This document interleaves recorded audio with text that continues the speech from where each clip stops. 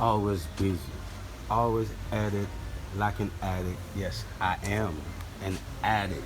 I don't even use my lift. I use the floor. You see, so I can remove this engine along with the transmission.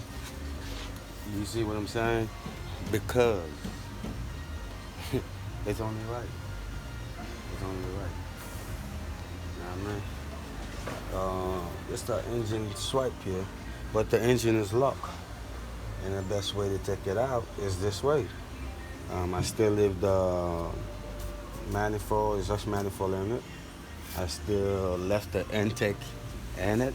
I just removed the wires, disconnect all the wires, disconnect the thermostat housing here, and I use the seat belt like this here to hold it up out.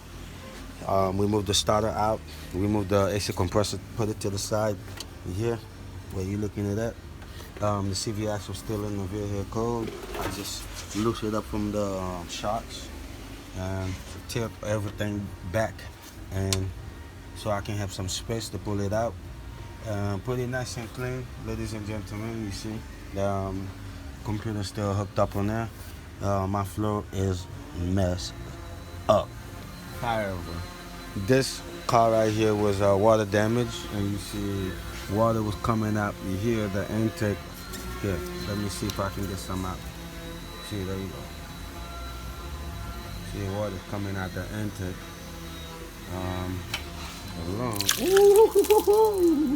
There you go. Here we go. Here we go. Here we go. Here we go. See, ladies and gentlemen, water damage. Water damage. See, water coming out the intake. It's crazy. It's crazy. The engine is locked up. Caesar. All right. So, there you go. The crank sensor. If you ever wonder the crank sensor where it's located at on a 2011 Sonata. Okay, this is a 4-cylinder. It's a 2.4 engine, size liter. If you ever wonder what the crank sensor is behind the engine, very easy for you to get. I'm kidding, not easy. All right. I drained out the oil already. It doesn't have any oil and water mixed that much in there, but it was mixed. You see what I'm saying? But still, you see how much water come out the intake. So therefore, when you drive your vehicle into the water, you never know what it might happen. What might happen? You know what I mean? You never know what might happen. I pray God the transmission is still good. That's the reason why insurance don't want to fix water damage. That's the reason why, you have a problem when you have water damage. We're gonna see what's to it when I'm done. However, since the engine is seized up, what I'm gonna do now, I only have one bolt that hold the transmission. I'm sorry, not one bolt. I have this bracket right here, and one over here that hold up the transmission. So when I loosen it up, I'm just gonna slide it out, and we're still gonna have the torque converters stuck up with the engine. So in the bottom here, I'm gonna have to remove the assembly, everything here, see if I can get the torque converter out. That's a lot of work. If I cannot do it, unfortunately, I will have to buy another torque converter. Ladies and gentlemen, Emmanuel Expert Auto.